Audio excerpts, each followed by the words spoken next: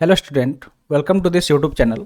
तो आज के इस सेशन में हम लोग एनसीईआरटी क्लास 6 का जो चैप्टर 2 है उसको कवर करेंगे। तो इसका अगला पार्ट हम लोग लेके आए हुए हैं। इसमें हम लोग जो भी आगे का बाकी रह गया था टॉपिक उसको कवर करेंगे। तो हम लोग यहाँ से कवर करने वाले टेस्ट फॉर फैट्स, ठीक है। यहाँ से हम लोग कवर करेंगे, यानी कि फैट्स का टेस्ट को कवर करेंगे। इसके अगर पहले वाले वीडियो आपने नहीं देखा है तो जाकर देख लीजिए, चैनल पे आपको मिल जाएगा। वो लेक्चर देख के आइएगा, तभी आपको यहाँ पे ज़्यादा बेनिफिट होगा। तो हम लोग यहाँ पे सीखेंगे कि टेस्ट फॉर फैट, यानी कि फैट को हम लोग कैसे टेस्ट करेंगे। अगर कोई भी आप भोजन करते हैं, खाते हैं, तो उसके अंदर कितना मतलब उसके अंदर फैट है या नहीं, ठीक है, वसा है या नहीं, उस चीज़ को हम लोग यहाँ पे चेक करेंगे। उसके लिए किस मेथड का प्रयोग करेंगे, तो देखिए यहाँ पे दिया गया कि take a small quantity of food item. तो हमें क्या करना है कि जो फूड आइटम है उसका स्मॉल क्वांटिटी लेना है, wrap it in peace of paper and crush it. उसके बाद उसको क्या करना है, लपेट देना है, ठीक है। किस चीज़ में? पीस ऑफ पेपर में। पीस ऑफ पेपर में उसको रैप कर देना है और उसके बाद से उसको मसल देना है, ठीक है, क्रश कर देना है, मसल देना है। Take care that the paper does not tear. बस इस चीज़ का ध्यान रखना है कि जो पेपर है वो टीयर नहीं होना चाहिए, यानी कि फटना नहीं चाहिए। Now strengthen the paper and observe it carefully. उसके बाद से क्या करना है कि उस पेपर को सीधा कर देना है, उसके बाद से उसको केयरफुली ऑब्जर्व करना है, ठीक है। क्या करना है? केयरफुली उसको ऑब्जर्व करना है। Does it have an oily patch. तो जब आप उसको पेपर के अंदर मसल देंगे किसी भी खाने को, और उसके बाद जब आप देखेंगे तो उस पर अगर ऑयली पैच दिखेगा, ठीक है, ऑयली पैच दिखेगा यानी कि उस पर तेल वगैरह दिखेंगे, तो hold the paper against light, ठीक है। उसके बाद देखिए, उसको देखने के लिए क्या करना है कि लाइट के अगेंस्ट हमें पेपर को होल्ड करना है, पकड़ना है। Are you able to see light faintly. तो उसके बाद आप देखेंगे कि फैंटली आपको लाइट दिखाई देगा। किस तरह से? फैंटली दिखाई देगा थ्रू दिस पैच। तो उस पैच के थ्रू अगर आपको लाइट फैंटली दिखाई देगा, क्या इस तरह से अगर दिखाई देगा, an oily patch on paper so that the food item contain fat. तो इससे आपको ये पता लगेगा कि अगर ऑयली पैच दिखता है पेपर पे, ठीक है, अगर आप उस किसी भी खाने को उसको पेपर में लपेटते हैं और उसको मसल देते हैं, उसके बाद जब देखते हैं कि उस पर अगर ऑयली पैच दिखता है उस पेपर के ऊपर, तो उसमें क्या होगा कि उस इससे ये पता चलेगा कि वो जो फूड आइटम है उसमें फैट शामिल है, यानी कि उसमें फैट है, वसा है। द फूड आइटम में sometimes contain a little water. और बहुत बार ऐसा भी होता है कि जो खाने होते हैं उसमें थोड़ा सा मात्रा पानी का भी देखने को मिलता है, ठीक है। किसका मिलता है? पानी का मात्रा देखने को मिलता है। Therefore after you rubbed an item on paper, इसलिए अगर आप कभी भी अगर किसी भी मतलब आइटम को खाने का पेपर पे रगड़ेंगे, let the paper dry for a while, तो क्या हो जाएगा कि जो पेपर हो जाएगा वो ड्राई हो जाएगा while. If there were any water that may have come from food, अगर उस पे अगर किसी भी तरह से अगर पानी दिखाता है जो खाने से आया है, it would dry up after some time, तो वो क्या हो जाएगा, थोड़े टाइम बाद वो सूख जाएगा। If no oily patch show, अगर उसके बाद अगर आप देखते हैं कि कोई भी ऑयली पैच शो नहीं दिखाता है, अब after this the food item does not contain any fat. मान लीजिए कि बहुत बार ऐसा खाना होता है कि उसमें खुद में वाटर होता है, तो जब वाटर को सूख देने जाने दीजिए, ठीक है। जब मान लीजिए कि आप उसको क्रश करते हैं और उसके बाद गीला हो जाता है पेपर, तो थोड़ा सा टाइम दीजिए, अगर वो सूख जाता है, ठीक है, जब पेपर ड्राई हो जाएगा उसके बाद अगर आप ऑब्जर्व करेंगे, तो अगर मान लीजिए उसके बाद अगर उस पर फैट मतलब ऑयली पैच नहीं दिखाई देगा, तो इससे का मतलब ये हुआ कि ये जो खाना है उसमें फैट शामिल नहीं है, ठीक है। तो ये चीज़ आपको समझ में आ गया होगा। What do this fats test show. तो जो ये टेस्ट है ये क्या शो करता है, क्या दिखाता है? Are fats protein and starch present in all food item that you tested. तो इसने क्या दिखाया कि मतलब जो भी मतलब जैसे कि मान लीजिए कि फैट है, ठीक है, are fats proteins and starch present in all food item that you tested. मान लीजिए कि आप जितना भी खाना टेस्ट करेंगे तो जरूरी थोड़े है कि सारे में फैट अवेलेबल हो, सारे में प्रोटीन अवेलेबल हो, सारे में स्टार्च अवेलेबल हो, ऐसा नहीं होता है। Does a food item contain more than one nutrient. क्या एक मतलब मान लीजिए कि कोई एक खाना है जिसमें एक से ज़्यादा न्यूट्रिएंट्स यानी कि पोषण शामिल है। Do you find any food item date does not contain any of this nutrients. तो ये सारे क्या हो गया, क्वेश्चन हो गया कि क्या कोई ऐसा फूड आइटम है जिसमें इसमें से कोई भी न्यूट्रिएंट्स नहीं पाया गया। अगर मान लीजिए बहुत सारा खाना अगर अब उसको टेस्ट करेंगे तो बहुत बार ऐसा होगा कि किसी में सिर्फ फैट्स होगा, किसी में सिर्फ प्रोटीन होगा, किसी में दोनों होगा, किसी में स्टार्च होगा, किसी में तीनों नहीं होगा। तो इस तरह से आपको खुद पता करना है। अगर आप जब टेस्टिंग करेंगे उस हिसाब से आपको उसका आइडिया आएगा, ठीक है। चलिए आगे बढ़ते हैं। उम्मीद करते हैं जितना आपको समझाया गया समझ में आ गया होगा। तो चलिए देखते हैं नेक्स्ट। यहाँ पे नेक्स्ट दिया गया है, we tested food item for 3 nutrients. हम लोग क्या करते हैं कि 3 तरह के न्यूट्रिएंट्स को चेक कर सकते हैं फूड को टेस्ट करके। एक तो हो जाएगा कार्बोहाइड्रेट्स, दूसरा हो जाएगा प्रोटीन और तीसरा हो जाएगा fats. There are also other nutrients like, मान लीजिए कि उसके अलावा भी बहुत सारे न्यूट्रिएंट्स हैं, पोषक तत्व है, जैसे कि विटामिन हो गया और मिनरल हो गया। That are present in different food items, जो कि अलग अलग तरह के फूड आइटम में उपस्थित होते हैं। Why do we all need this nutrients. तो अब आपके मन में आ रहा होगा कि ये जो हम लोग खाना खाते हैं तो उसमें ये सारे जो न्यूट्रिएंट्स प्रेजेंट होते हैं, इसकी हमें आवश्यकता क्यों होती है। मान लीजिए अगर इसकी आवश्यकता नहीं हो तो हम लोग वो सब खाना जरूरी थोड़े है कि खाएंगे, नहीं खाएंगे। तो वही चीज़ हमारे मन में ये मतलब ये सवाल आ रहा है। तो चलिए यहाँ पे अगला हम लोग टॉपिक देखते हैं। टॉपिक दिया गया है कि what do various nutrients do for our body. तो अलग अलग तरह का जो जो न्यूट्रिएंट्स होता है वो हमारे शरीर के लिए क्या करता है। मान लीजिए कि जैसे कि कार्बोहाइड्रेट्स हो गया, प्रोटीन हो गया, विटामिन हो गया, मिनरल्स हो गया, फैट्स हो गया। तो ये सब कुछ का कुछ ना कुछ रोल प्ले करता होगा ना हमारे शरीर में। जब हम खाना खाते हैं तो कुछ ना कुछ वो हमारे शरीर को प्रोवाइड करता होगा। तो इनका क्या रोल है, यही चीज़ हम लोग जानेंगे, ठीक है, कि ये क्या करते हैं हमारे शरीर के लिए।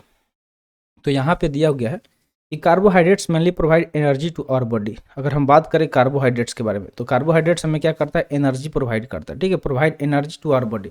हमारे शरीर को ऊर्जा कौन प्रदान करता है, तो carbohydrates. Fats also give us energy. इसी तरह फैट्स जो है यानी कि जो वसा होता है ये भी क्या करता है, हमें एनर्जी प्रदान करता है। In fact fat gives much more energy as compare to the same amount of carbohydrates. अगर हम कंपेयर करेंगे किसके किसके बीच में, अगर हम कंपेयर करें फैट्स, ठीक है, और कार्बोहाइड्रेट्स और फैट के बीच में अगर सेम अमाउंट का अगर क्या फैट्स ले ले, ठीक है, फैट्स ले ले और सेम अमाउंट में अगर हम कार्बोहाइड्रेट्स ले ले तो दोनों में अगर कंपेयर करेंगे तो ज़्यादा हमें एनर्जी कौन प्रोवाइड करेगा, तो मोर एनर्जी प्रोवाइड कौन करेगा, फैट्स करेगा। Foods containing. चलिए आगे हम लोग इसको डिस्कस करते हैं। तो इतना चीज़ समझ में आ गया होगा, तो हम लोग इधर आते हैं और इस चीज़ को डिस्कस करते हैं। Foods containing fats and carbohydrates are also called energy giving foods. तो वैसे खाने जिसमें क्या हो, फैट्स हो और कार्बोहाइड्रेट्स हो, तो उसको हम लोग और भी क्या बोल सकते हैं, तो उसको हम लोग और भी नाम दे सकते हैं। उसको क्या बोल सकते हैं, एनर्जी गिविंग फूड्स बोल सकते हैं, ठीक है। जैसे कि फिगर 2.3 और फिगर 2.4 में दिखाया गया है। इसी तरह आगे दिया गया है कि proteins are needed for the growth and repair of our body. तो जो प्रोटीन होता है हमारे शरीर में, प्रोटीन की क्यों आवश्यकता होती है, तो हमारे ग्रोथ के लिए, ठीक है, प्रॉपर ग्रोथ हो, ठीक है। देखते होंगे कि कोई कोई बहुत लंबा हो जाता है, अच्छे से उसका ग्रोथ होता है, और बहुत सारे लोग होते हैं अगर उनको प्रोटीन ढंग से नहीं मिलता है तो उनका बॉडी अच्छे से डेवलप नहीं हो पाता है। तो जो प्रोटीन है इसका क्या काम होता है कि हमारे शरीर को अच्छे से ग्रोथ करे और हमारे बॉडी में रिपेयर करे। मान लीजिए हमारे कहीं शरीर में कट फट जाता है तो उसके लिए हमें किस चीज़ की आवश्यकता होती है, प्रोटीन की, ताकि वो क्या करे, वो शरीर को रिपेयर करे। समझ में आ गया। तो यहाँ पे पिक्चर में देख सकते हैं, फिगर जो दिया गया 2.3, इसमें सम सोर्स ऑफ कार्बोहाइड्रेट्स दिया गया है, ठीक है। यहाँ पे कार्बोहाइड्रेट्स का सोर्स दिया गया है, जैसे कि मान लीजिए स्वीट पोटैटो हो गया, शुगर केन हो गया, पपाया हो गया, मेलन हो गया, मैंगो हो गया, मेज हो गया, बजरा, राइस, वेट, ये सारे के सारे क्या है, कार्बोहाइड्रेट्स के सोर्सेस हैं, यानी कि यहाँ से कार्बोहाइड्रेट बहुत ज़्यादा मिलता है। इसी तरह दिया गया और भी पिक्चर जिसमें coconut oil, sunflower oil, mustard oil, soybean oil, ये सब हमें फैट्स वगैरह प्रोवाइड करते हैं, ठीक है। तो सम सोर्सेस ऑफ फैट्स, ठीक है, यहाँ पे फैट्स का सोर्स दिया गया है और sources plant sources and animal sources, जो कि प्लांट्स और एनिमल से प्रोवाइड होता है। तो ये सारी चीज़ उम्मीद करते हैं आपको समझ में आ गया होगा। चलिए आगे बढ़ते हैं नेक्स्ट यहाँ पे पेज पे। तो यहाँ पे दिया गया है proteins are often called body building food, ठीक है। तो प्रोटीन्स को हम लोग, प्रोटीन क्या करता है, हमारे शरीर को ग्रोथ पहुंचाता है और रिपेयर करता है, इसलिए हम लोग प्रोटीन को दूसरे नाम से जानते हैं। किस नाम से, तो बॉडी बिल्डिंग फूड्स के नाम से भी जानते हैं। Vitamin helps in protecting our body against disease. और विटामिन का हमारे शरीर में क्या काम होता है, जब भी आपसे पूछा जाएगा कि विटामिन क्या करता है, तो विटामिन हमारे शरीर को क्या करता है, प्रोटेक्ट करता है। प्रोटेक्ट करने का काम करता है किससे, तो डिजीज से, जो भी अलग अलग तरह की बीमारियां है उससे लड़ने का काम कौन करता है, तो विटामिन करता है। Vitamin also helps in keeping our eyes, bones, teeth and gums healthy.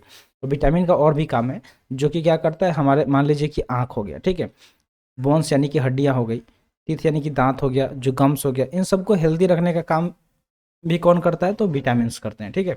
Vitamins are of different kinds known by different names. तो अलग अलग तरह के विटामिन्स होते हैं जिसको हम लोग अलग अलग नाम से जानते हैं। Some of this are vitamin A, जिसमें से कुछ विटामिन का नाम यहाँ पे हम लोग देख लेते हैं कौन कौन सा विटामिन है। जैसे कि विटामिन ए हो गया, ठीक है, इसी तरह विटामिन सी है, विटामिन डी है, विटामिन ई है और विटामिन के है। तो ये सारे अलग अलग विटामिन हो गए। There are also a group of vitamin called vitamin B complex, ठीक है, और एक ग्रुप भी है विटामिन का जिसको हम लोग विटामिन बी कॉम्प्लेक्स के नाम से भी जानते हैं। Our body need all types of vitamin in small quantity vitamin A keep our skin and eye healthy. ठीक है, तो जितने भी विटामिन है उसका हमें शरीर में हल्का हल्का मात्रा में आवश्यकता होती है। जैसे कि मान लीजिए अगर हम बात करें विटामिन ए का, तो ये क्या करता है, हमारे जो स्किन है, ठीक है, यानी कि जो हमारा चमड़ा है और हमारा जो आँख है, इसको हेल्दी रखता है। इसी तरह अगर हम विटामिन सी की बात करें, किसकी, विटामिन सी का, तो ये क्या करता है कि हमारे बॉडी को फाइट अगेंस्ट मेनी डिजीज, तो हमारे शरीर में अलग अलग तरह की बीमारी है उससे लड़ने का काम कौन करता है, तो विटामिन सी करता है। इसी तरह अगर हम विटामिन डी की बात करें, कौन सी विटामिन, विटामिन डी की, तो ये क्या करता है, helps our body to use calcium for bones and teeth. तो ये हमारे शरीर में जो क्या करता है, हमारे बॉडी को हेल्प करता है ताकि वो क्या करे, कैल्शियम और for bones and teeth, calcium का यूज करें बोन्स और टीथ के लिए, यानी कि जो हड्डियां होती है उसके लिए कैल्शियम बहुत ज़्यादा आवश्यकता होती है। तो विटामिन डी हमें हेल्प करता है इस चीज़ में। ठीक है, foods that are rich in different vitamin are shown in figure 2.6 and to figure 2.9। ठीक है, तो कुछ यहाँ पे फूड्स दिखाए गए हैं जो कि किस में है, रिच, तो विटामिन में, यानी कि उसमें बहुत ज़्यादा मात्रा में विटामिन पाए जाते हैं, उसका दिखाया गया फिगर 2.6 टू फिगर 2.9 में। ठीक है, तो हम लोग फिगर देख लेंगे। आगे दिया गया minerals are needed by our body in small amount, और इसी तरह जैसे विटामिन है उसी तरह से मिनरल्स का भी हमें शरीर में हमारे आवश्यकता होती है स्मॉल अमाउंट्स में।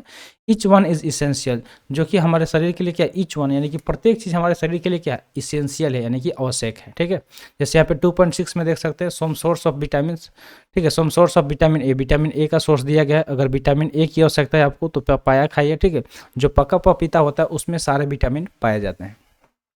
कैरोट की बात करें तो कैरोट में भी विटामिन ए पाया जाता है, मैंगो में भी विटामिन ए पाया जाता है। ठीक है, और विटामिन ए हमारे किसके लिए इंपॉर्टेंट होता है, तो स्किन और आइज़ के लिए। इसी तरह दिया गया विटामिन बी का सोर्स दिया गया, जैसे कि राइस हो गया, ठीक है, वेट हो गया और लीवर हो गया। तो ये सब क्या हो गया, हमारे विटामिन बी के सोर्स हो गए। इसी तरह और भी विटामिन के सोर्स दिए गए हैं, जैसे कि विटामिन सी का सोर्स, तो ये सब याद रखिएगा। ठीक है, विटामिन सी का सोर्स यहाँ पे दिया गया है, जैसे कि ऑरेंज हो गया, जो भी खट्टा वाला चीज़ होता है वो विटामिन सी प्रोवाइड करता है। गुआवा हो गया, यानी कि अमरूद हो गया, ग्रीन चिली हो गया, लेमन हो गया, आंवला हो गया, ये सब क्या है, विटामिन सी है। इसी तरह टोमेटो हो गया, इन सब में विटामिन सी पाया जाता है।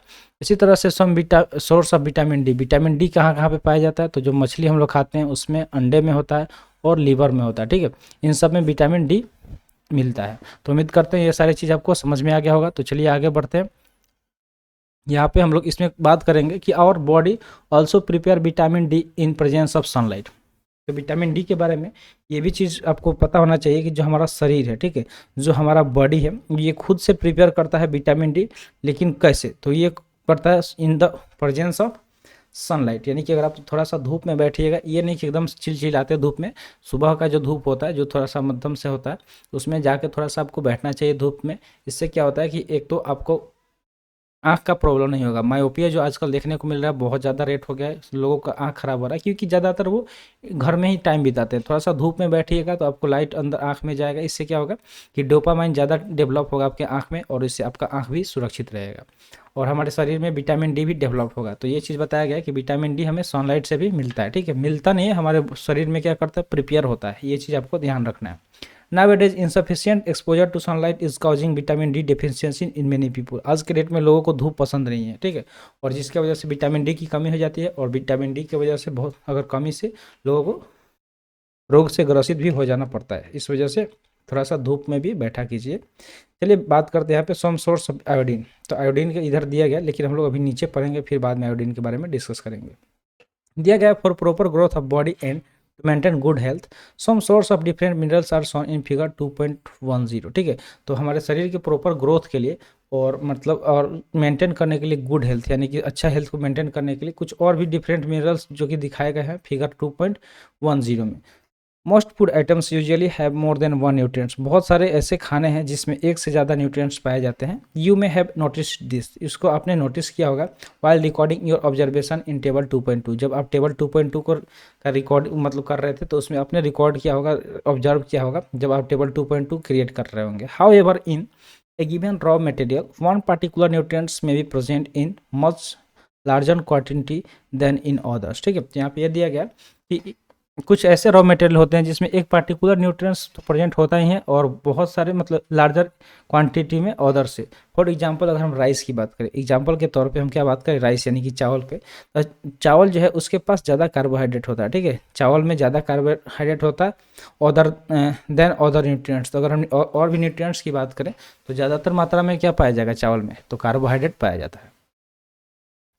Thus we see that rice is a carbohydratic rich, ठीक है, कार्बोहाइड्रेट रिच। तो इस तरह इसलिए हम लोग कह सकते हैं कि जो चावल है वो क्या है, कार्बोहाइड्रेट उसमें बहुत ज़्यादा पाया जाता है। तो सोर्स ऑफ फूड, ठीक है, अगर हमें बहुत ज़्यादा मात्रा में कार्बोहाइड्रेट चाहिए तो हमें चावल का सेवन करना पड़ेगा। इसी तरह दिया गया बिसाइड्स दिस न्यूट्रिएंट्स, यानी कि इसके अलावा, इस न्यूट्रिएंट्स के अलावा और बॉडी नीड्स डाइटरी फाइबर। तो हमारे शरीर को डाइटरी फाइबर की भी आवश्यकता होती है। किस चीज़ की? डाइटरी फाइबर्स और वाटर का।